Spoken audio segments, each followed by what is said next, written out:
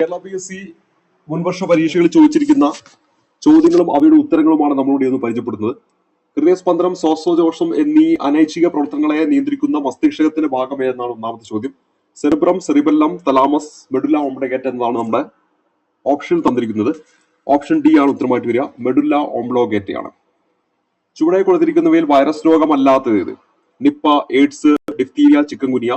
Nipah, AIDS, chikungunya ഒക്കെ virus രോഗമാണ്. Diphtheria ആണ് ബാക്ടീരിയ രോഗമാണ്. ഓപ്ഷൻ സി ആണ് ഉത്തരമായിട്ട് വരിക. മനുഷ്യ ശരീരത്തിലെ യുവത്വ ഹോർമോൺ എന്നറിയപ്പെടുന്ന ഹോർമോൺ താഴെ കൊടുത്തിരിക്കുന്നവയിൽ ഏതാണ്? Thymosin, thyroxine, epinephrine, cortisol. ഇവിടെ തൈമോസിൻ ആണ് ഉത്തരമായിട്ട് വരിക. പോളിയോ എന്ന രോഗം വരാതിരിക്കാൻ നൽകുന്ന വാക്സിൻ ഇവയിൽ ഏതാണ്? BCG, OPV, MMR, TT. ഇവിടെ എന്താണ്? OPV ആണ് ഉത്തരമായിട്ട് വരിക. 10 കിലോഗ്രാം മാസുള്ള വസ്തുവിന്റെ ഭൂകേന്ദ്രത്തിലെ ഭാരം എത്ര? 98 ന്യൂട്ടൺ, 97.8 ന്യൂട്ടൺ, 0, 98.3 ന്യൂട്ടൺ. നമുക്കറിയാം ഭൂകേന്ദ്രത്തിൽ ജിയുടെ വാല്യൂ എന്ന് പറയുന്നത് 0 ആണ്. ഇവിടെ ഭാരം എന്ന് പറഞ്ഞാൽ weight, mass into acceleration due to gravity ആണ്. ജി 0 ആയതുകൊണ്ട് തന്നെ നമ്മുടെ ഉത്തരം എന്താണ്? ഓപ്ഷൻ സി ആണ് നമ്മുടെ ഉത്തരമായിട്ട് വരിക. ഒപ്റ്റിക്കൽ ഫൈബർ കേബിളുകളിൽ പ്രയോജനപ്പെടുത്തുന്ന പ്രകാശ പ്രതിഭാസം ഏത്? ഓപ്ഷൻ എ ആണ് പൂർണ്ണാന്തര പ്രതിപതനമാണ്. ഏത് നിയമത്തിന്റെ അടിസ്ഥാനത്തിലാണ് ഹൈഡ്രോളിക് ചാക്ക് പ്രവർത്തിക്കുന്നത്? പാസ്കൽ നിയമമാണ്. സ്വർണം ലയിക്കുന്ന അക്വോറീജിയ ഏതൊക്കെ ചേരുന്നതാണ്? നൈട്രിക് ആസിഡും ഹൈഡ്രോക്ലോറിക് ആസിഡും ചേരുന്നതാണ്. ഓപ്ഷൻ എ ആണ് ഉത്തരമായിട്ട് വരിക. അടുത്തത് ഏറ്റവും ഇലക്ട്രോൺ നെഗറ്റീവായ മൂലകം ഏതാണ്? ഓപ്ഷൻ ബി ആണ്, ഫ്ലൂറിൻ ആണ്. താഴെ പറയുന്നതിൽ ഇരുമ്പിന്റെ അയിരല്ലാത്തത് ഏത്? Hematite, magnetite, bauxite, siderite. ഇവിടെ ബോക്സൈറ്റ് അലുമിനിയത്തിന്റെ അയിരാണ്. തിരുവിതാംകൂർ മുസ്ലിം മഹാജന സഭയുടെ സ്ഥാപകൻ വക്കം അബ്ദുൽ ഖാദർ മൗലവി. മലയാള ഭാഷയിൽ അച്ചടിച്ച ആദ്യ പുസ്തകം ഏതാണ്? Option B സംക്ഷേപ വേദാർത്ഥമാണ്. അടുത്തത് താഴെ കൊടുത്തിരിക്കുന്ന സംഭവങ്ങളുടെ ശരിയായ കാലഘട്ടം കണ്ടെത്തി എഴുതുക. നമ്മൾ ഇന്നലെ ഇതുപോലത്തെ ഒരു ചോദ്യം പരിചയപ്പെടുകയുണ്ടായിരുന്നു. അപ്പൊ ഈ അടുത്ത് നടന്ന പരീക്ഷയിലൊക്കെ തന്നെ ഇതുപോലുള്ള ചോദ്യങ്ങൾ ചോദിക്കാറുണ്ട്. അപ്പൊ അവിടെ കൃത്യമായിട്ട് നമ്മൾ കേരള ചരിത്രവുമായി ബന്ധപ്പെട്ട ഒരു ടൈം ലൈൻ നിങ്ങൾ മുന്നിൽ പരിചയപ്പെടുത്തിയിട്ടുണ്ടായിരുന്നു. അപ്പൊ ആ ക്ലാസ് കാണാൻ താല്പര്യം ഉണ്ടെങ്കിൽ കാണാം. അതിലൂടെ നിങ്ങൾക്ക് ഇത്തരത്തിലുള്ള ചോദ്യങ്ങൾക്ക് ഉത്തരത്തിലേക്ക് എത്താനായിട്ട് പറ്റും.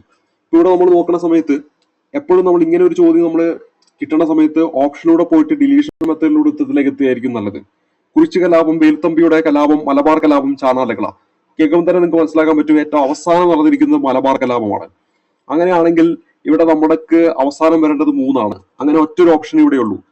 അപ്പോൾ ഇവിടെ ബാക്കി ഏതെങ്കിലും നിങ്ങൾക്ക് ഒരു കൺഫ്യൂഷൻ വരികയാണെങ്കിലും ഈ ഒരു ഡിലീഷൻ മെത്തേഡിലൂടെ ഉത്തരത്തിൽ എത്താൻ പറ്റുന്ന തരത്തിലായിരിക്കും ഇങ്ങനെയുള്ള ചോദ്യങ്ങൾ തരാറുള്ളത്. ഇവിടെ ഓപ്ഷൻ എ ആണ് നമ്മുടെ ഉത്തരമായിട്ട് വരിക. അപ്പൊ ഇവിടെ എങ്ങനെയാണ്? ആദ്യം നടന്നിരിക്കുന്നത് വേലുത്തമ്പിയുടെ കലാപമാണ്. പിന്നെ അതിനുശേഷം കുറിച്യ കലാപം 1812 കാലഘട്ടം. പിന്നെ അതിനുശേഷം ചാനാലകള നമ്മൾ ഇന്നലെ പഠിച്ചതാണ് 1859. അതേപോലെ തന്നെ അടുത്തത് വേലുത്തമ്പിയുടെ കലാപമാണ്. അവസാനമായിട്ട് വരുന്നത് മലബാർ കലാപമാണ്. ആദ്യം വേലുത്തമ്പിയുടെ കലാപം 1809 ജനുവരി 11 വേലുത്തമ്പി ദളവയുമായി ബന്ധപ്പെട്ട കുണ്ടറ വിളംബരം, അത് ഓർത്ത് വെച്ചാൽ മതി. പിന്നെ കുറിച്യ കലാപം വയനാട് കേന്ദ്രീകരിച്ച് 1812. അതിനുശേഷം പിന്നീട് വരുന്നത് ഇവിടെ ചാനാലകള. ഒന്നാം ചാനാലകളയാണെങ്കിൽ 1822. പിന്നെ നമ്മൾ ഈ പറയുന്ന ചാനാലകളയെ തുടർന്ന് മാറുമറയ്ക്കാനുള്ള അവകാശം കൊടുത്ത ആ ഒരു വർഷമാണ് 1859 നമ്മൾ പഠിച്ചിട്ടുണ്ട്. പിന്നെ അതിനുശേഷം വരുന്നതാണ് ഇത് നമ്മുടെ മലബാർ കലാപം 1921. ഇനി അടുത്തായിട്ട് വരുന്നത് കേരളത്തിലെ ആദ്യ സ്വദേശീയ പ്രിന്റിംഗ് പ്രസ്സായ സെന്റ് ജോസഫ് പ്രസിന്റെ സ്ഥാപകനാരാണ്? ഓപ്ഷൻ ഡി ആണ് ഉത്തരമായിട്ട് വരിക. ചാവറാച്ചനാണ്. മാർ കുര്യാക്കോസ് ഏലിയാസ് ചാവറയാണ്. വരിക വരിക സഹചര്യ വലിയ സഹകരണ സമരമായി കരളുറച്ച് കൈകൾ കോർത്ത് കാൽനടക്കി പോകുന്ന ദേശീയബോധം ഉണർത്തുന്ന ഈ വരികൾ രചിച്ചതാരാണ്? ഓപ്ഷൻ ബി ആണ് ഉത്തരം. അംഷി നാരായണപിള്ള എന്നതാണ് ഉത്തരമായിട്ട് വരിക. താഴെ കൊടുത്തിരിക്കുന്നവയിൽ ബാലഗംഗാധര തിലകന്റെ നേതൃത്വത്തിൽ ആരംഭിച്ച പ്രസിദ്ധീകരണങ്ങൾ ഏത്?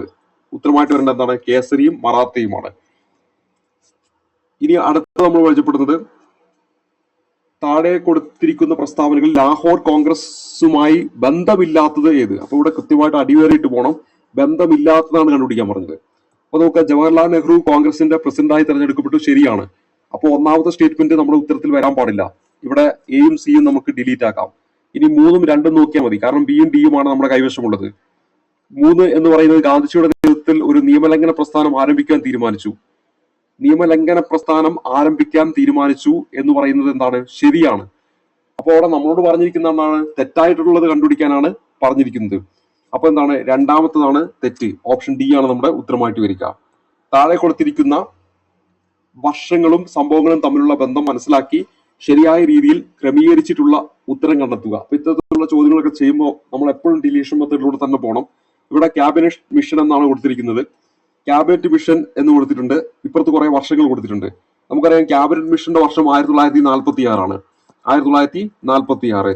അപ്പൊ ഈ ഒന്നെന്ന് പറയുന്നത് 3 കണക്ട് ചെയ്യുന്ന എത്ര ഓപ്ഷൻ ഉണ്ട് നോക്കുക. ഇവിടെ ഒറ്റ ഓപ്ഷനിൽ മാത്രമേ ഉള്ളൂ. ഓപ്ഷൻ എ ആണ് നമ്മുടെ ഉത്തരമായിട്ട് വരിക. അപ്പൊ ഇനി അടുത്ത ഇവിടെ കൊടുത്ത ലീഗിന്റെ പാകിസ്ഥാൻ ഡിമാൻഡ് നമുക്ക് അറിയില്ലെങ്കിൽ പോലും നമുക്ക് അതിന്റെ ഉത്തരത്തിലേക്ക് എത്താനായിട്ട് നമുക്ക് സാധിക്കും. 1940. അതുപോലെ ക്വിറ്റ് ഇന്ത്യ പ്രസ്ഥാനം ഏത് വർഷമാണ്? 1942. മൗണ്ട് ബാറ്റൻ പ്ലാൻ ഏത് വർഷമാണ്? ഇവിടെ ഉത്തരമായിട്ട് വരേണ്ടത് 1947. ഇനി അടുത്തത് എ വിഭാഗത്തിലെ 2 ഭാഗങ്ങൾ തമ്മിലുള്ള ബന്ധം മനസ്സിലാക്കി അതുപോലെ ബി വിഭാഗം പൂരിപ്പിക്കുക. നാനാ സാഹിബ് കാൺപൂർ 1857 വിപ്ലവവുമായി ബന്ധപ്പെട്ട്. അപ്പൊ ഷാമൾ എവിടെയാണ്? പെരൌട്ട് പർഹാന നമ്മൾ പഠിക്കാറുള്ളതാണ്. ഓപ്ഷൻ സി ആണ് ഇവിടെ നമ്മുടെ ഉത്തരമായിട്ട് വരിക. ഇത് നമ്മള് ഇത്രയും ചോദ്യങ്ങളാണ് ഈ ഒരു ക്ലാസ് നമ്മൾ പരിചയപ്പെടുത്തുന്നത്. അപ്പൊ ഇവിടെ നമ്മൾ വളരെ ഇമ്പോർട്ടന്റ് ആയിട്ടുള്ള GK-യുമായി ബന്ധപ്പെട്ട് പ്രീവിയസ് ആയിട്ട് ഈ അടുത്ത് നടന്ന പരീക്ഷയിൽ ചോദിച്ച ചോദ്യങ്ങളാണ്. അപ്പൊ ഇത്തരത്തിലുള്ള ചോദ്യങ്ങൾ നമ്മൾ പഠിക്കുക വഴി എന്താണ് വരാൻ പോകുന്ന പരീക്ഷയിൽ എങ്ങനെയുള്ള ചോദ്യങ്ങളാണ് ചോദിക്കുക എന്നതിന്റെ ഒരു ധാരണയിലേക്ക് നമുക്ക് എത്തിച്ചേരാനായിട്ട് പറ്റും. അടുത്ത ക്ലാസ് കാണുമ്പോഴേക്കും നന്ദി, നമസ്കാരം.